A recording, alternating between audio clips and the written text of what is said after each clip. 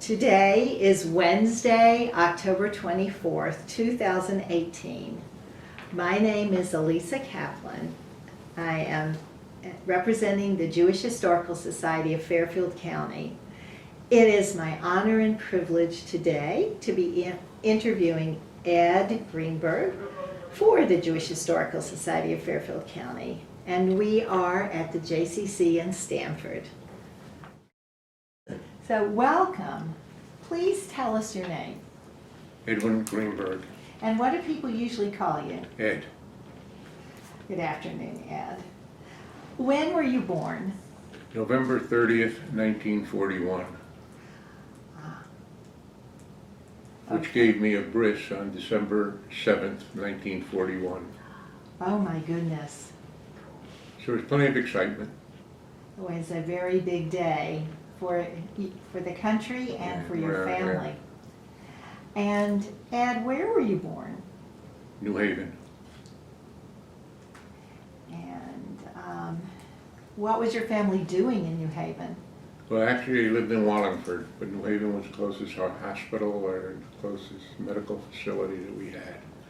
I was actually brought up in Wallingford, 25 Washington Street in Wallingford.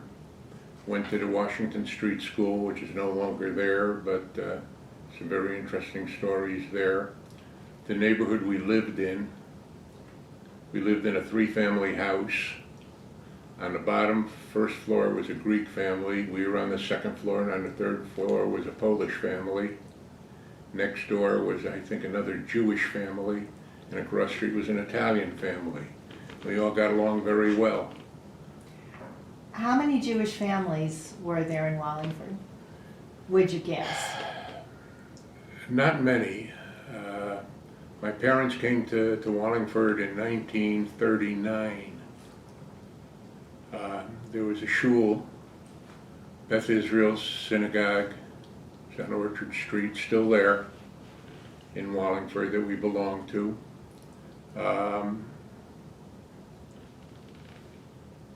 And it's kind of interesting at that point. Everyone that I knew, I was one of the few Jewish kids in the area that I lived in. Most of them were Catholic, and they went to their catechism, and they went to this and their that. And with all that being said, my Judaism became very important to me. I mean, it was, I held it as a badge of honor in those days. Remember, those are the late 40s, early 50s.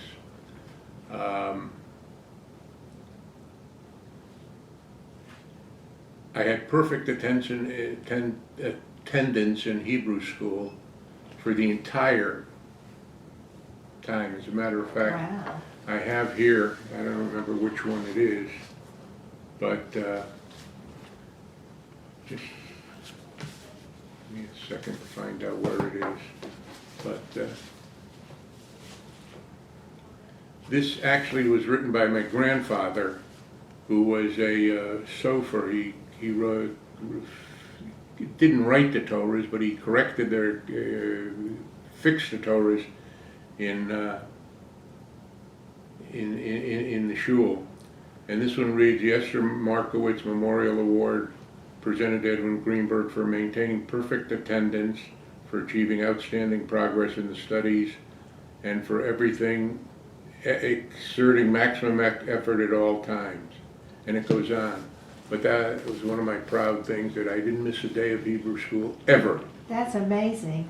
Ed, you mentioned your grandfather. Let's take a step back. Yep. And then we'll go forward again. How did your family get to America? It's a very interesting question. My grandparents, I really don't know, but I'm working on it. I have a son in Minneapolis who's doing this family tree. He's got most of the domestic stuff done. Now I just found some birth certificates that give him something. My father came from I think it's Bessarabia. I have actually a thing here on my can. And there, from what I understand, he had a winery. His family had a winery there, and they were, from what I understand, fairly wealthy. But that was in 1916, 1917. And with the revolution going on,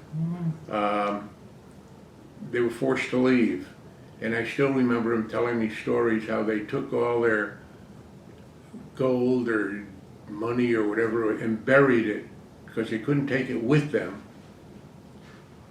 And there were, and they didn't want to give it to, I guess, whoever was invading, so they buried it and left it. And from there he went to Paris, and he spent some time in Paris, and then a few years later he came to the United States. And that becomes an interesting part of the story too, because he came into Ellis Island, and I often question his birthday. His birthday was December 25th, 1900. And I said, isn't that a strange birthday? And he said, and he explained to me that when he came into Ellis Island, he said there was an officer there who was Irish. He said had a very strong brogue and couldn't understand what he was saying. His English was a little bit limited at that time. So he tried to give him his birthday, couldn't understand it. He said, never mind, and he wrote down December 25th, 1900. So, and I've never been able to correct that, and that's what's on his tombstone today, December 25th, 1900. And what was his name? Jack Greenberg. Jack Greenberg. And his background, I'm still working on. That's a work in progress. But I believe he had a sister who lived in Haifa, Israel, who came to Haifa, Israel. Her name was Frida Krasnor. And her son's name was Yechiel Dekel, who I have a few things here I will talk about in a second. The last names, I'm trying to fit it all together, so I suspect that Greenberg may not have been his name when he came over. It may have been the same officer that made up some stuff, but that part I'm working on. As I say, it's a work in progress. With this Yechiel, this is a book he sent me in 1947. Wow. It's my dearest cousin. And it's actually and it's signed Yechiel in Palestine. So this was when it was Palestine. And what is that book? Good question. I don't know, it's got an olive cover on it, a bunch of pictures, and it's a gift he had sent to me. And I've kept it. I mean, it's always been very special to me for a couple of reasons. First of all, I did meet him. His history became a little bit interesting. I found his wife at a trade show in New York, and quite by accident. And they lived in Nashville, Tennessee. And her father, who's Jewish, was an architect. And the story that I got from them was he designed most of the churches in Nashville, which I thought was kind of interesting. It's a very religious place down there, and how they got to Nashville is beyond me, but and I've lost contact with him now. He moved back to Israel, and I've lost contact. I'm trying to, find him again.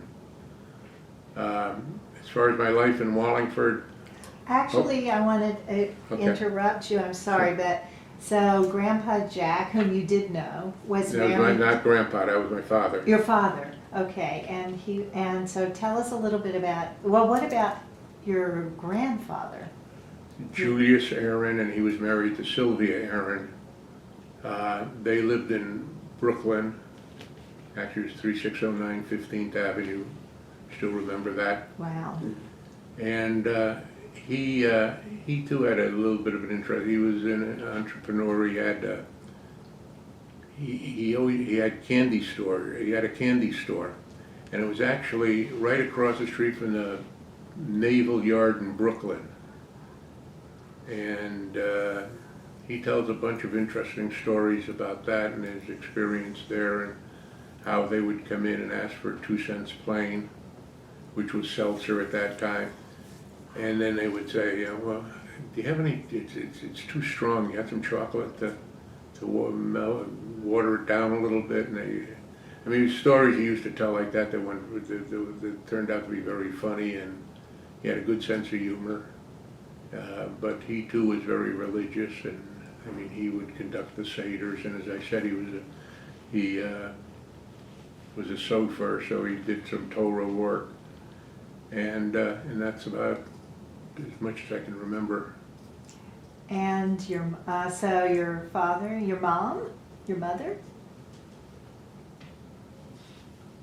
My mother was basically a homemaker until, well, my father, when he came over, he got a job at a company called Wally Sportswear in New York. They then moved to Wallingford. Okay, and he came with them. And for many years he worked there in what they called in the schmata business, making dresses and so forth. And that was part of the Jewish community there. There was Irving and Al Freeman, who owned it, were Jewish. And I mean, they were always good friends and so forth. It worked out very well. Then at some point in time in the 50s, he was also a very good pattern maker. And so they would come to him, the high school kids would come to him with a page ripped out of 17 magazine. Oh gosh. And show him an outfit, and they said, we want this for our cheerleaders. And based on that picture in 17 magazine, he on the living room floor would design a pattern, and he would make it for them. And that sort of grew into a little bit of a business for him. And then, I mean, the American Legion came, they needed leggings, they needed this, they needed that nobody else could do, but he could do it. So he did it. And with that, he also began to make a few dresses, and so my mother was then selling dresses out of the house to people. And I mean, that's the way it was done in those days. What was your mother's name? Ethel. Ethel. And from that, they opened up a small store on the bottom floor of the factory that still stands in Wallingford. It used to be the rubber building, 53 Parker Street. My father worked on the 4th floor where they made the dresses.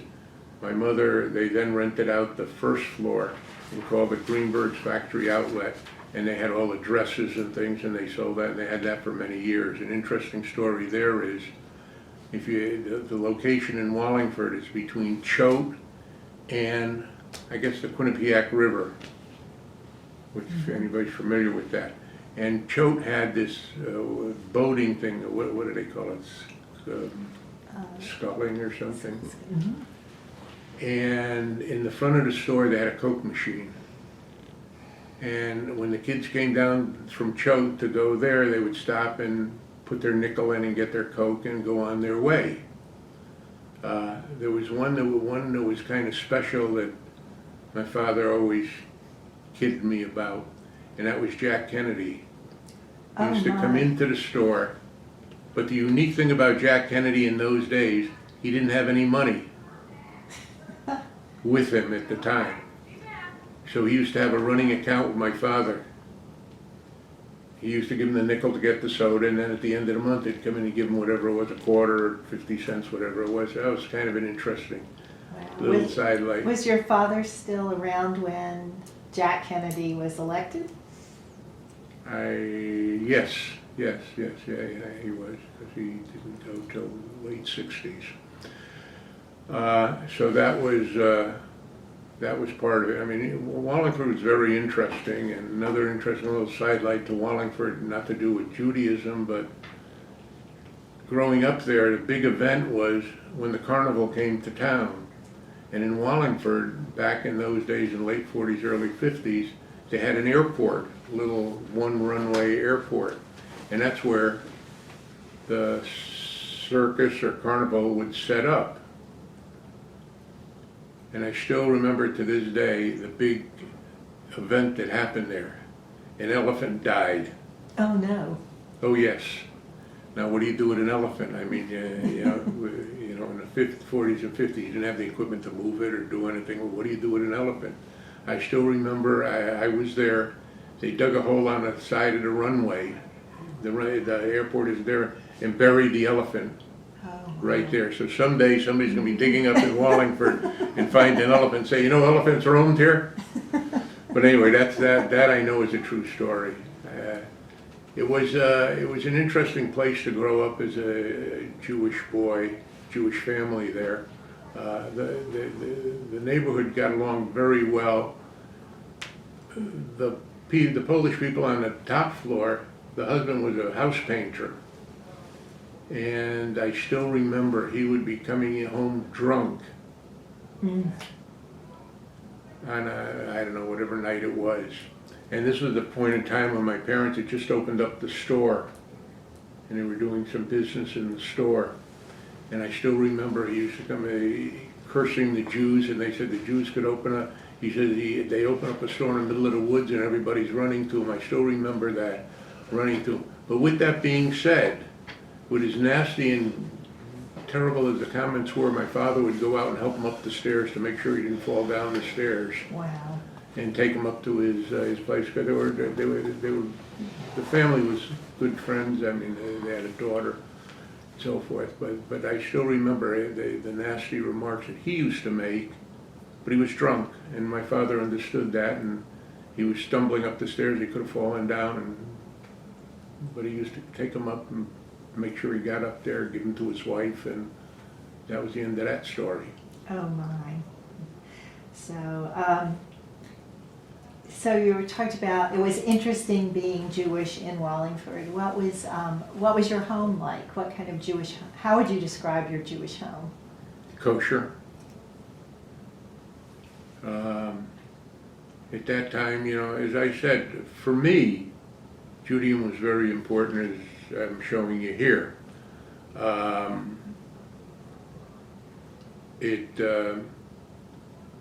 My parents did the best they could under the circumstances. I mean, they were a working family, and that's what it was.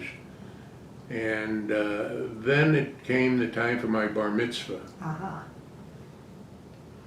which, since I had spent all this time in Hebrew school, everybody thought it was going to be pretty good, and it was. And I mean, my bar mitzvah was like one of the highlights of the time at that particular time. I think this is what they gave out back in those days for a bar mitzvah gift. A beautiful Bible. Wallingford Hebrew Association, and his bar mitzvah, what is it, December 11th, 1954. So that's another remember. What would you say is the most valuable thing you learned in Hebrew school?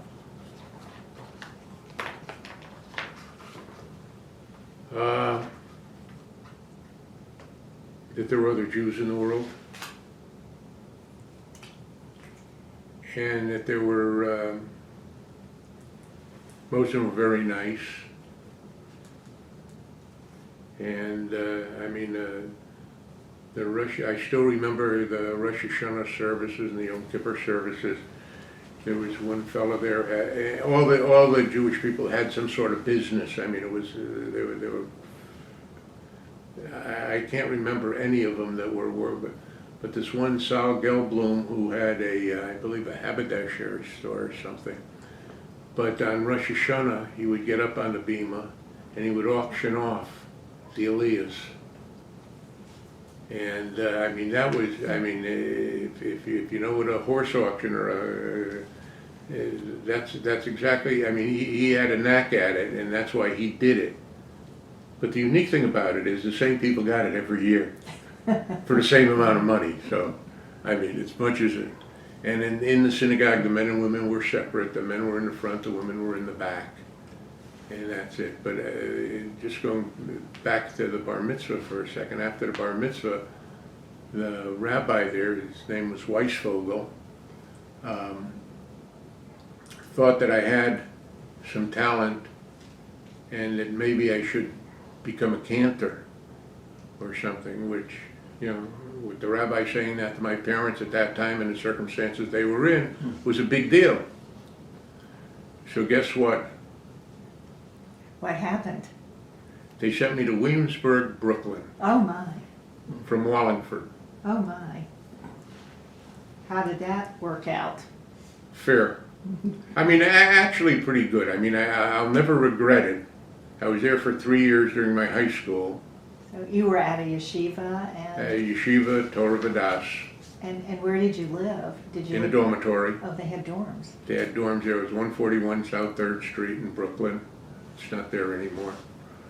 And it was an interesting time. It was during the 50s and 1956, the Hungarian Revolution. They brought over a bunch of the Hungarian kids that mixed with us and so forth. But my record at the yeshiva was I was probably expelled more times than, because I was a different breed of cat than they had ever seen. I mean, I was coming from Wallingford.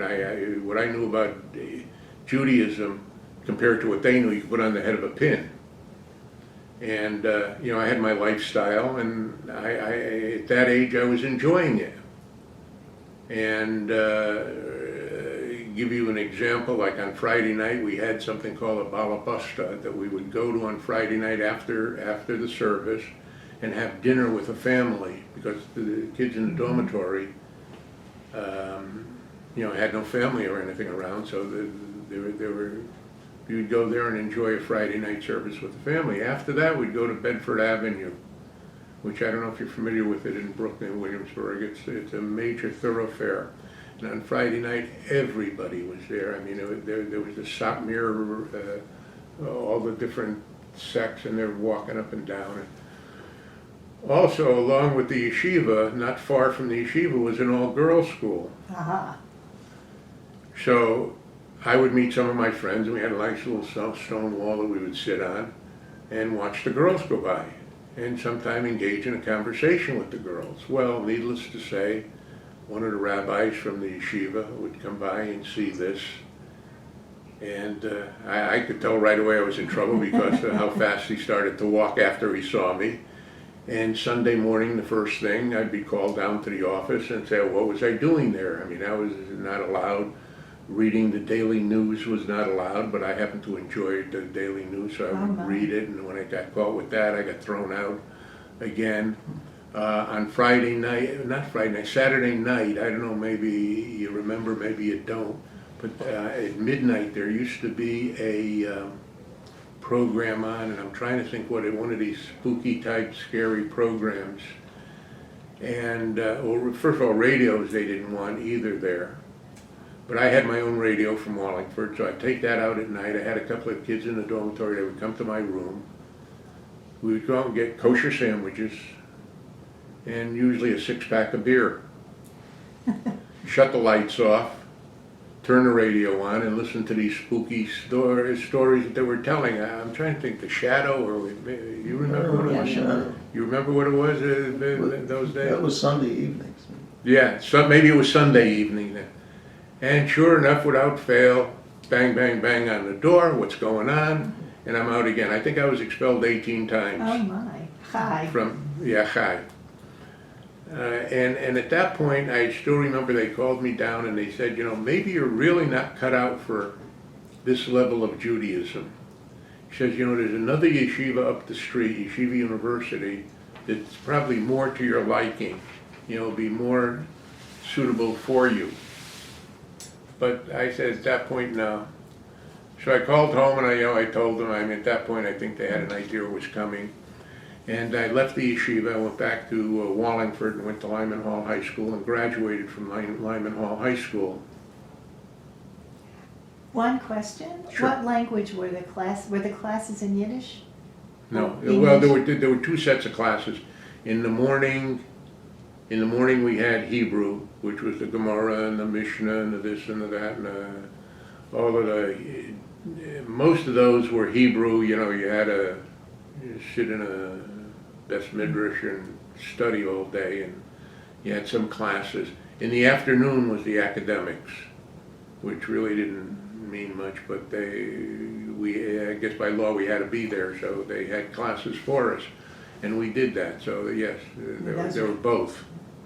Those were in English, okay, so, oh my, so, so you were only in high school for 1 year. 1 year, but did you excel in anything? Did you go out for sports? Did you? Not really. I mean, first of all, I came in there, I was like a lost sheep. I made what I could. First of all, being Jewish in Wallingford, and I mean, there was really no girls to go out with in those days. I mean, maybe at the yeshiva I could get away with some of this stuff. With my parents, that was a whole different story. I mean, they had their expectations, and I mean, I could go out, but they had to know who, and I mean, in those days, it was different than today. I mean, you just didn't do it. You didn't go out with somebody who wasn't Jewish. So that was it. What happened after high school for you? I went to college. The college is interesting. There was New Haven College, and basically what it was a Yale night school in New Haven that they had, and that was like in 1958, 59 in that area. And then this New Haven College bought a campus in West Haven. And I and the head of the New Haven College, his name was Philip Kaplan, who headed it up for several years, were the first two people to walk into this old beaten down building. I still remember he had the keys, he opened up the door, and you thought there might be animals running around in there. It was so beaten up and knocked down, you know, it was really bad shape. And we were the first two to enter that building, and from there, New Haven, the University of New Haven started. So I went there in 1960, I graduated in 1962 with an associate's, and I then moved on to the University of Bridgeport. And what did you study there? What I studied there was economics, and actually from New Haven I got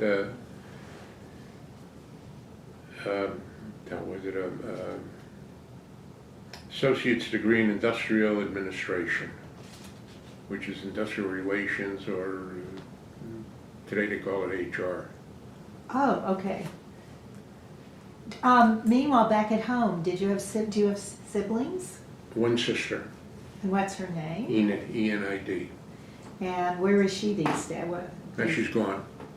I'm sorry about that. That's all right. But did she stay in Wallingford? Actually not. She stayed there for a while, but she was going out with a young fella who was a farmer in Wallingford, and very, very, I happened to have liked him, but he wasn't Jewish. So what do you think they do? They take her to Israel. And she spent some time in Israel, and then while she's in Israel, she meets someone there who she eventually got married to.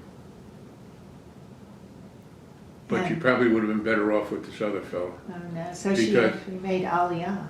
Yeah, she went, and then he came back, and I mean, this guy was really bad news. I mean, he came back here. We gave him, they had a house in Wallingford. He had the house. He had another house that they rented. That's a whole other part of the story. From my parents going from the Washington Street to Whittlesey Avenue to Main Street.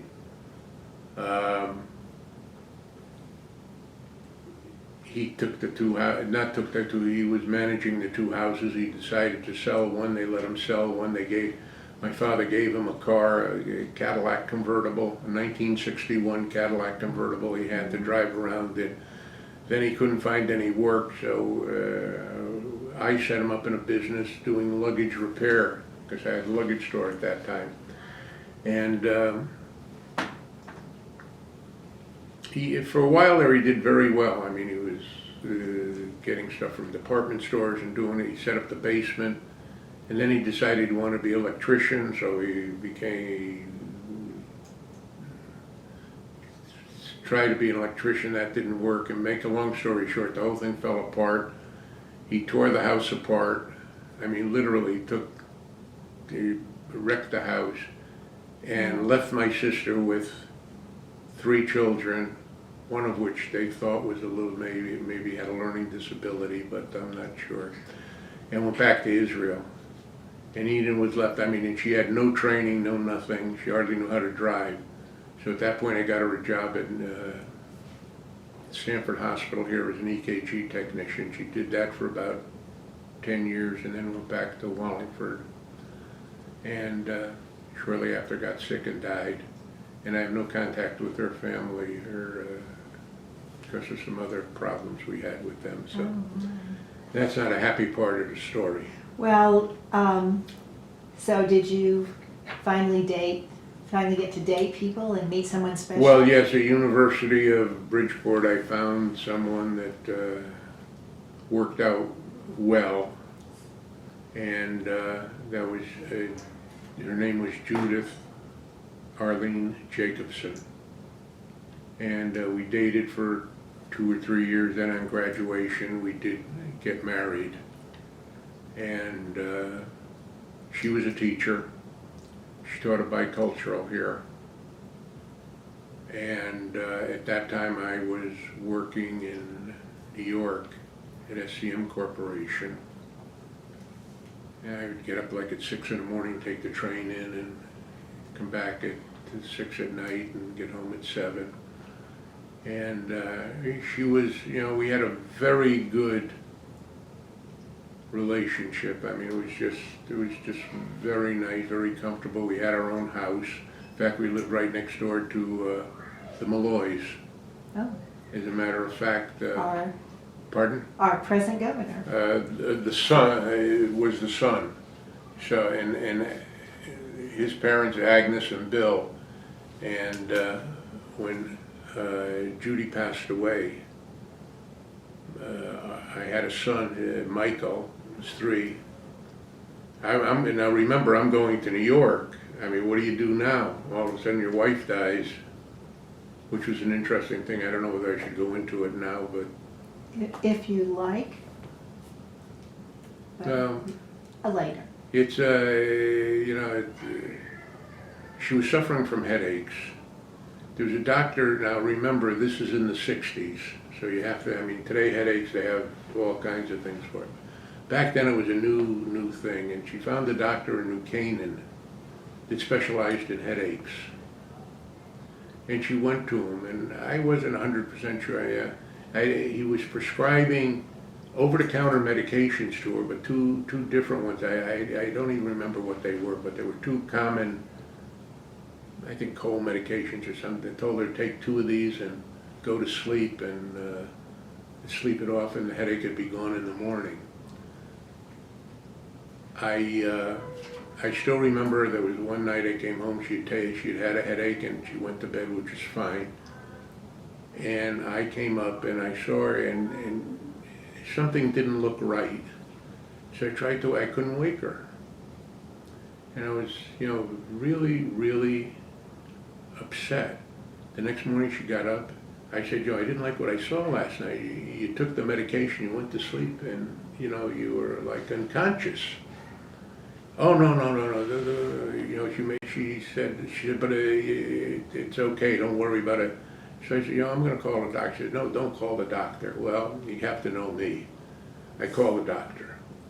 And I sort of regretted having called the doctor. I said, you know, I didn't like what I saw last night. He said, I couldn't get her up. I mean, it was scary.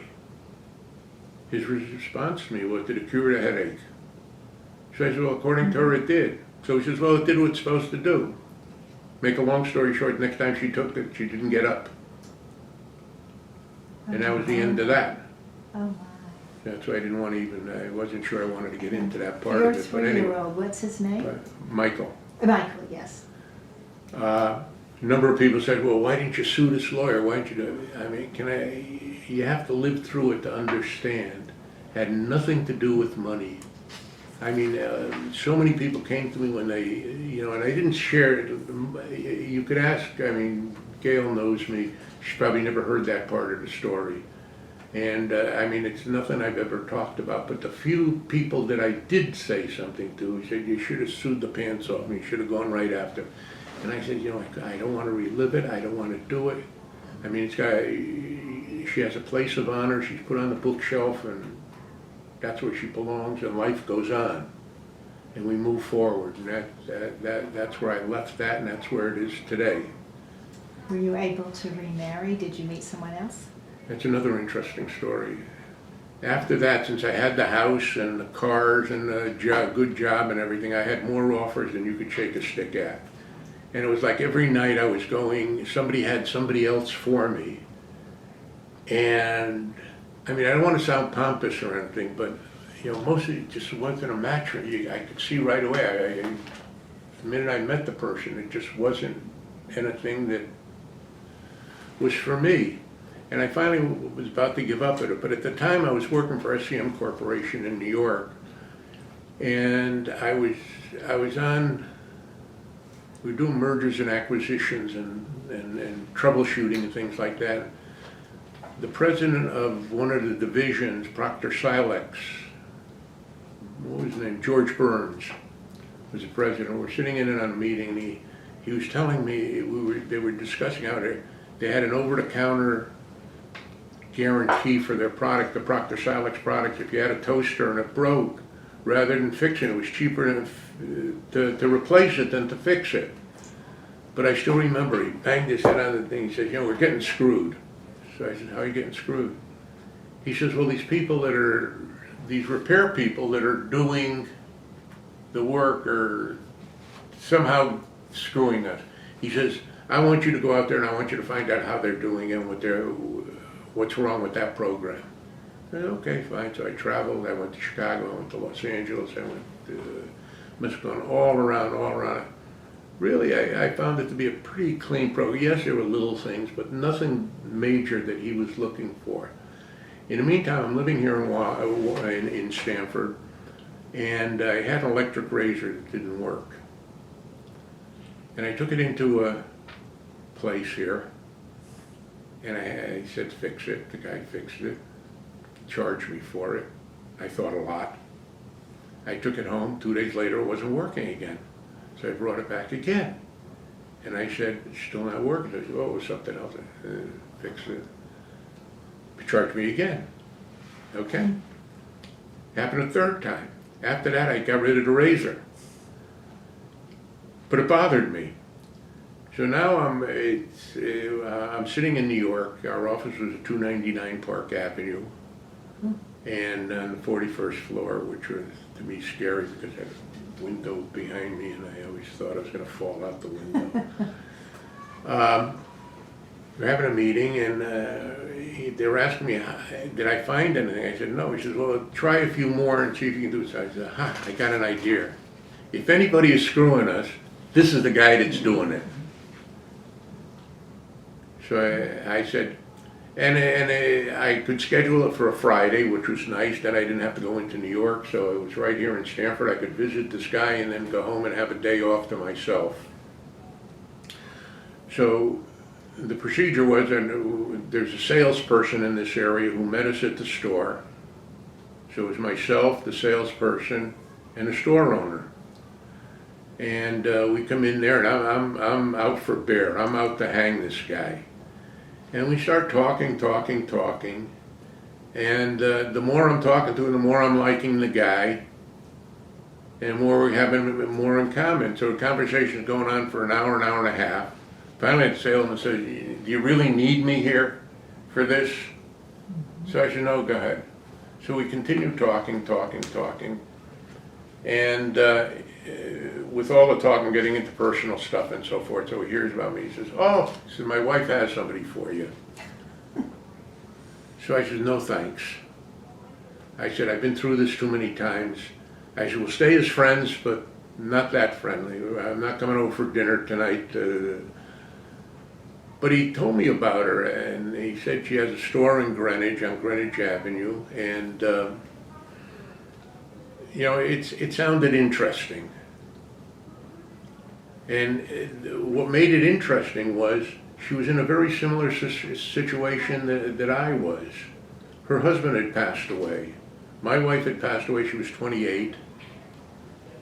Her husband had passed away, I think he was 32, of cancer. And, you know, I had seen people who were divorced and they were bitter and they were this and they were that, and I thought that someone with similar situation to mine might be a better match for me, or might be more understanding or more kind. So he didn't even give me an address, but he just gave me a couple of details. So I took off on Greenwich Avenue looking for a luggage store and see if there was someone by the name of Marcia in there. And I found the luggage store and I came in and I looked around and there was just a couple of older women in there. So I said, "Is there a Marcia here?" She says, "Yeah, she's downstairs." So I says, "Could you ask her to come up? I'd like to talk to her." So I go downstairs and said, so he's up there, I hear her say, "Who is he and what does he want?" So I go, "Uh-oh, that's bad news already." So I said, "Well, just tell her I want to say hello. We have a mutual friend." So she comes up carrying a box. She drops it down, we say hello, and immediately we hit it off. Within a week or two, I asked her out, and this was 1972. I had what I considered a fairly new Mustang, 1966 Mustang, so I picked her up in my Mustang, and I took her out to dinner, and where'd we go to dinner but Monero's in Greenwich. And we got there, I don't know, 7:30. Next thing I know, I mean, we're having a very nice conversation, talk. There's nobody else in the place. Finally, the waiter's coming over and says, "You guys gonna be here much longer?" So I said, "Oh, I didn't realize," and we really didn't. I mean, we knew right away it was a good match. So we go out to the car, all of a sudden the car doesn't start. And her parents are at her house. She had her house, I had my house, I had a house on 5th Street, she had one on Fawn Drive. It's now 11:30 and the car doesn't start, and the restaurant's now closed. So I bang on the door, I finally get them to open, they take us over to that place on, I forgot, what was the place? It's now the Rolls Royce place. There was a repair shop there, McDermott's something. And they take it in, it's 11:30 at night, and there's a mechanic there, and he fixes it. We don't get out till like 1:30. And now I got to bring her home at 1:30 after the first date to her parents. And, you know, I'm saying this isn't going to go over too well. And I took her home. I didn't hear for a week. But then we finally heard, and then we wanted to go out for New Year's Eve coming up, and she was going to Florida. She came back. And make a long story short, we decided we were going to get married. And that became a problem because she had the store to run. And I was in New York. Actually, no. Let me just think that through once again. I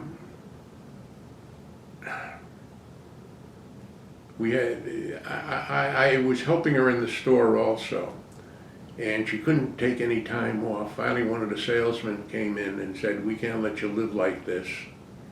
She says, "I'm going to come in and run the store for you for a week, and you guys take off and get married and do something." So we decided, Marcia put it together like in 3 or 4 days, and what's his name? Jay Feinsod had just bought his house on Carriage Drive. It wasn't even furnished, but we got 23 of our best friends together, and Rabbi Goldman at the time came, and her kids, my kids were there, and we had a wedding. And then we took off, we went up to, I guess, Arcadia, and from there on, it's history. Date? The date of your wedding? Oh, when did you get married? Will you stop? How do I? Oh, Christ. Let me just think. July 26, 1973. And so you're now a family. How many kids were there? Well, the unique thing, I mean, we've been married now for close to 40 some odd years. Another question that she asked me that I don't know, like the date of the wedding. We have her children. She had 2 children. I had 1, and we have 1 of ours. So his, hers, and ours. Wonderful. And you have never seen a more blended family. I mean, there is nothing that you could see. It is absolutely seamless. There isn't a crack in it. Each one has their own life. They're all totally different. Each one is very strong in what they're doing. And I couldn't be more proud of them. I mean, Are I they think in you the all know area? Lizzie. She's around here. She does a lot of stuff. Robert, you know, he runs the store. Michael is in Minnesota, Maple Grove, Minnesota. He works for Ameriprise, doing very, very well there. I mean, he has his own house. He has 2 children. He's big on biking. You go into his garage, you think you're going into a bicycle factory.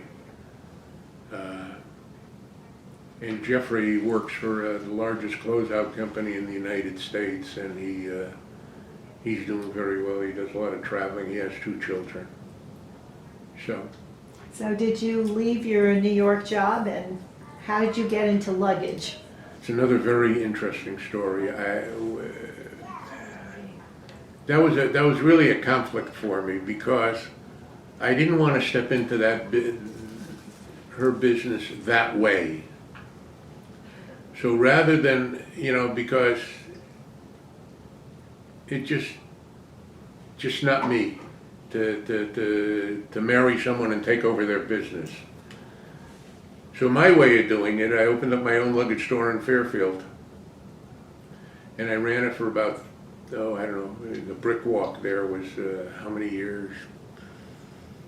5 or 6, maybe 8 years. Yeah. But then when she became pregnant with Jeffrey, she couldn't work in the store. And at that point, I thought we were competitors. But I said, enough is enough.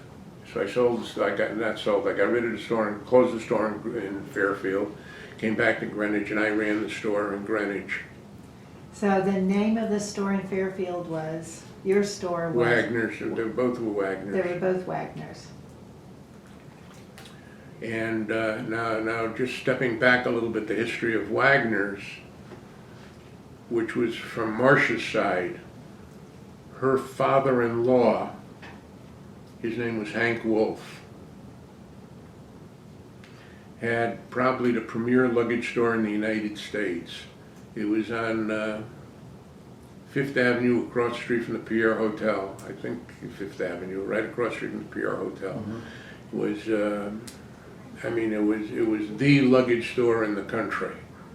And actually, during the Second World War, from the stories he tells me, and I have no reason to doubt it, he kept a lot of the luggage manufacturers in business because he was selling so much luggage to people coming over, staying at the Pierre and moving on. So that was it. But he wanted a store. He had 2 sons and a daughter, I believe. The one son was married to Marcia, and he wanted a store for him. So they found Wagner's was up for sale in 1959 from the daughter of Herman Wagner, who started it in 1853. Wow. There was a daughter that ran it for many years, and she was getting old and wanted to get out of it. And originally Wagner's was in, I think it's Portchester, there's an area called Wagner Square there that they, and then it got too crowded for him there for Herman Wagner, so he moved it to Greenwich, and I see he moved the store a few times on the avenue, and eventually ended up where it is now. So in 1959, she was selling the store. Hank Wolf wanted to buy it. They would not sell it to him because he was Jewish, outright. I mean,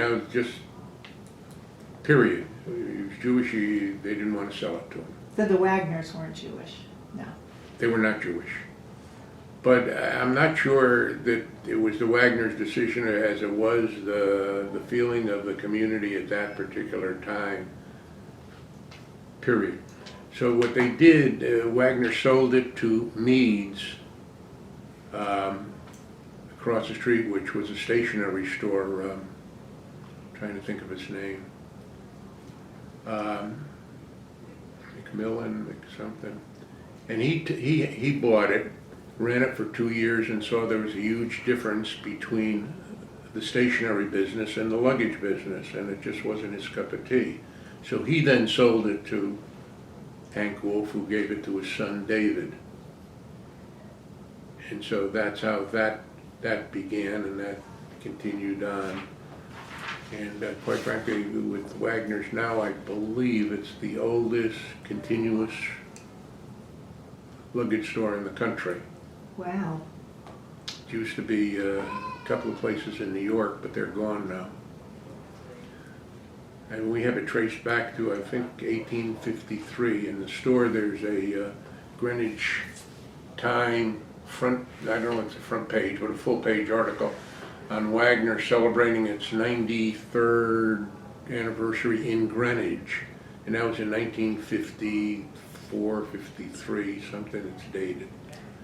And that I have at the store there, it's hanging at the store there. So it's got a nice history to it.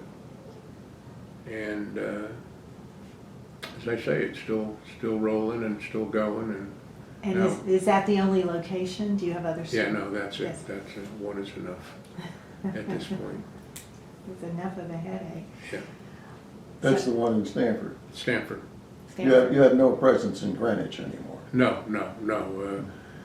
What had happened there was we suspected something was cooking because if you were anybody that knew this building or the store, first of all, the building was so old, it was unbelievable. I mean, we had a coal stove that they shoveled coal into that was converted into a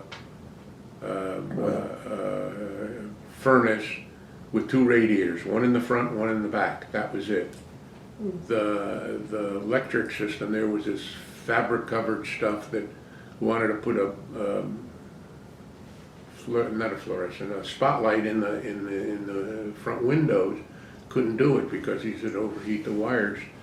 We asked them many times, I'll pay, I'll rewire, I'll do this. I wanted to paint the front of the store. They kept saying, no, we don't want to touch it, we don't want to. So we knew something was coming. It was us and Colonial next door. We often talked, there was something strange going on because it wouldn't allow us to do anything. And then we finally found out one day we got a notice, it's the end, they're selling the building or they're moving over, they're leasing it, they tore it down and they built something else there. So, with that being said, when we suspect that in 1987, Stevens in Stamford, the luggage store there was going out, that was Max Franklin. And he was our major competitor actually, but we had a very good relationship. We talked to each other, we traded merchandise and so forth and so on. And make a long story short, we bought Stevens, and that was very good until the murder at Bloomingdale's. I don't know if you remember that. You remember that? Yeah. There was a woman in the parking lot that was brutally killed, and that was sort of the end of Bloomingdale's. But you might have thought that was good for us, but what had happened was when Bloomingdale's decided to go out of business, they were bringing stuff in from all over the United States. So anything that wouldn't sell in their other stores, they brought here. And they were just literally giving the stuff away. I mean, you couldn't sell anything in the store because you could get anything cheaper there. I mean, that's what it was. And at the same period of time, we had a series of broken windows at the store. I would be called 4 o'clock in the morning and say, there was a break-in at your store. And what it was they had I don't know what you'd call it, a rehab center here, but they would let them out at 4:30 in the morning. This is the story the police gave me. and they would come out that need something, and I mean, it was so stupid, because these were windows, they were big windows, and they're rounded at the top. They were $1,400 a piece. Wow. The insurance I had on it had a $1,000 deductible because they never broke, you didn't need it. So the insurance company paid $400, I paid $1,000. They were broken 4 times. But what was stupid about it was, there'd be a $300 wallet sitting here and there'd be a $30 clock sitting here. They took the $30 clock and left the $300 wallet. I mean, just bothered, you know. I'd say, just ask me and I'll give it to you. You don't have to break the window and cause, you know, 4 o'clock in the morning, got to get up and board the window and do a long story. But make a long story short, the insurance company then came with them paying the $400, me paying the $1,000. They said, you got to put gates on your window if you want to continue insurance. I said, I'm not putting gates on the window. I said, that's not the look that I want. That's not what I want. That's not what the store is. And I said, second of all, I said, at Christmas, I have a very good clientele. You know, they come in Mercedes, they come in BMWs, Cadillacs, and so forth. Well-off customers coming into Greenberg. God forbid anything ever happened. I mean, I would feel guilty about it. I just felt it was the wrong place to be, and I was just sort of waiting for something to happen, so we decided to close it. I mean, that was enough. The gates and the murder blowing down. We decided to close it, and at the same time, I found the location up on High Ridge Road, and that turned out to be better than all of them. And the rest is history, And the right? rest is history, as they say. And it doesn't sound like any of your children, oh, you have one child? One boy that's running it, Mm-hmm. and he's also a state marshal. Ooh, okay. Probably one of the few state marshals there are, but he just enjoys that. And so when the store is quiet, he does his marshal work, and when the store is busy, he does his store work. The one thing we haven't addressed yet is what are you doing for the state of Connecticut? Well, that's another thing. Well, that's important. Well, let me just get into the political stuff for a second. Yeah, so before, as a backdrop to that, were your parents involved in any way in the community? Yeah, that's one thing. Thank you for reminding me. That was one. The one thing I wanted to tell you about my mother was in the late 40s, early 50s. I'm not sure what year it was. As I told you, I went to Washington Street School. In those days, the size of this room was the size of our classrooms. There was one bulb hanging from the center of the ceiling. So if you sat in that corner or that corner, you could hardly see what you were reading. And I mean, that's the way it was. My mother had heard something that they invented something new, something called a fluorescent bulb, that there was better lighting. And she came to the school and she said, you know, look, the kids can't see. They can't, you know, they can't do. Why don't we get the answer was no. There's no money for it, whatever it was no, no, no, and no. But she was insistent on it, and she kept fighting for it. And finally she decided, and the kids agreed that they couldn't see, and some of the parents agreed with her. So she made up a bunch of signs, and she had the kids marching outside the school after school saying, we want lights, or we want new bulbs, or something. Early protesters. She was probably one of the first. But the interesting part about that was there was a newspaper article written about what was going on, where in those days they called her a communist. And I guess because of her Russian background and Jewish, and they put 2 and 2 together, and they said this was a Russian conspiracy. So that was our first Russian conspiracy. But make a long story short, they gave in, they got the bulbs, she got the bulbs. She was very happy, she never got thank you or anything, but it was done. So she. But it was, I still remember that, and I still remember when it was written in the paper that she was a communist, scared the hell out of me. But, Because this was McCarthy times. yeah, exactly, right at that time, you're right. So that's. That was your brush with anti-Semitism then? Well, that was about yeah. I mean, there were some other incidents along the way that, but to me, I just brushed it off. But that was the major one. That was what it was all about. It was anti-Semitic in a certain. I mean, it wasn't outright, but it was there. Now, getting back to. So you knew about being involved in the community and being political. So tell us about your life. Yes. Well, it started with Julius Walensky, who was a mayor. That was back in, I guess, 1972. Well, actually, I was prior to that. When I lived next door to Malloy on 5th Street, I was very much involved in the neighborhood association there. We had a neighborhood thing trying to get the traffic straightened out and different things, and I know we were always fighting with Edith Sherman, who was a rep at that time, and trying to think, she was on probably the opposite side of what I was on, because I remember we were always arguing, trying to get things done. But make a long story short, Julius, who I liked very much, appointed me to something called the Stanford Traffic Commission. And I was there for a while. Our main thing was to keep peace between the police department and the mayor's office. There was a guy there, I'm trying to think of his name. Some of his names escape me now.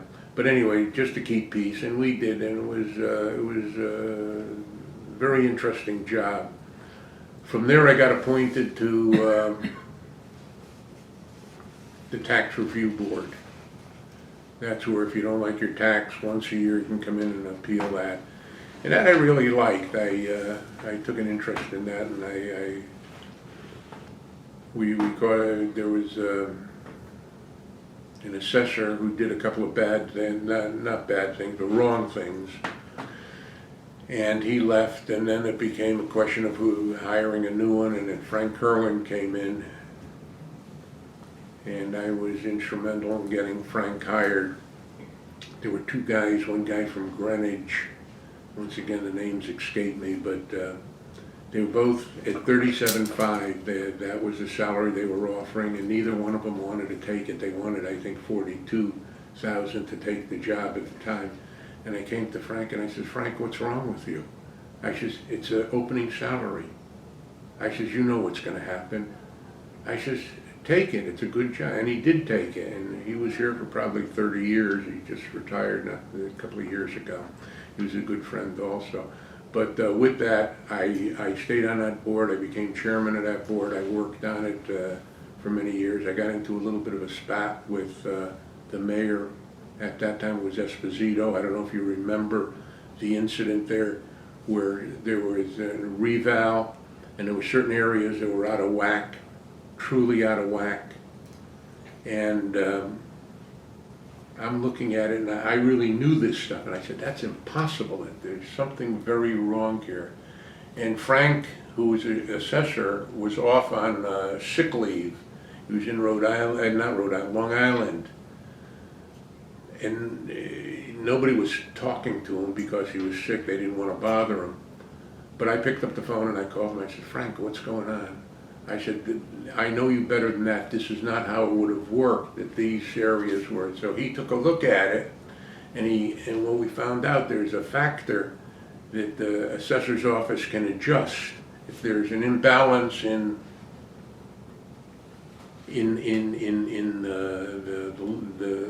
the numbers, they have the ability to change it. And you'll see there's a factor for them. And there was a fellow there, Fasky, who was a deputy assessor. He had upped a couple of the areas, doing his job by 10%.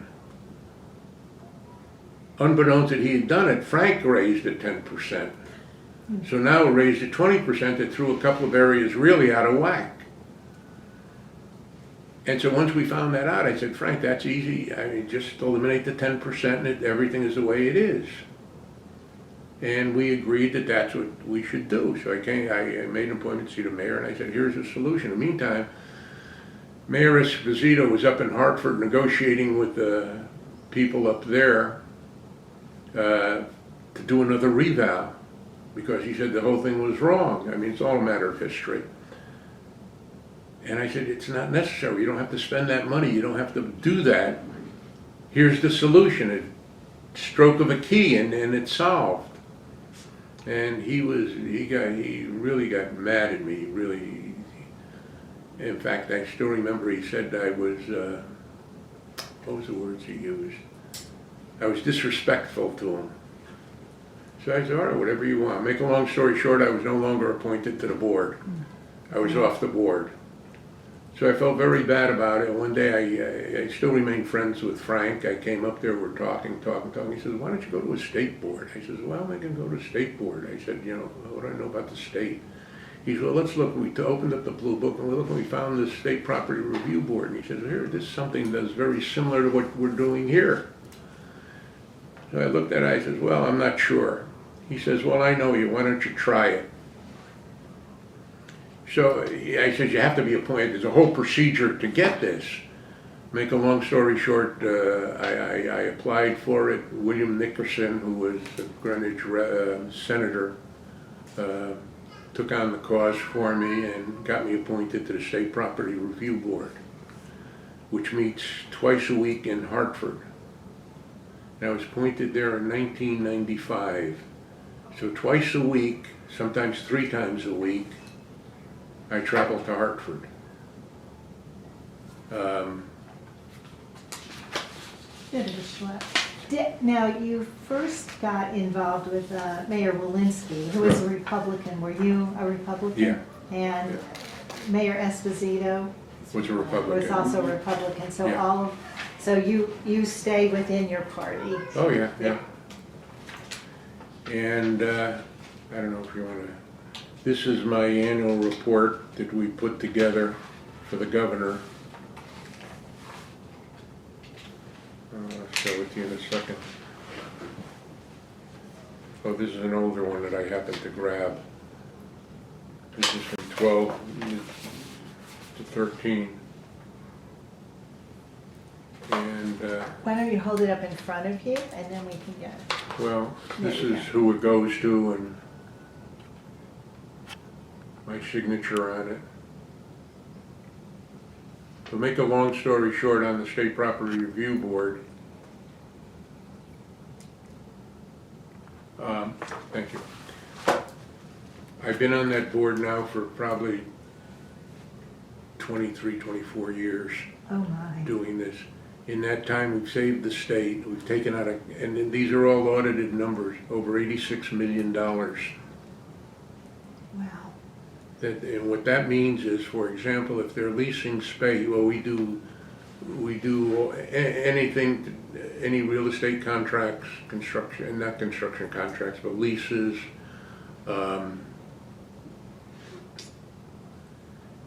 For example, if they have a lease, let's say here in Stamford, and after it's done, it comes to us, we take a look at it, then let's say it shows at $22 a square foot.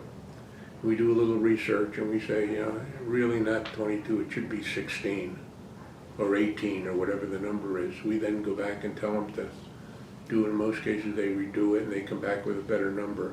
I mean, state employees are good. They do their job as they're supposed to. The difference is we're looking at it as if it's our money, like I'm running the company and we're spending this amount of money on this project, and we say, is it worth it? Is it prudent? And with that, so that's one of the projects that we do. The second project that I have responsibility for is something called a great program. It's called Farmland Preservation. 30 years ago, there were over 700 farms in the state of Connecticut.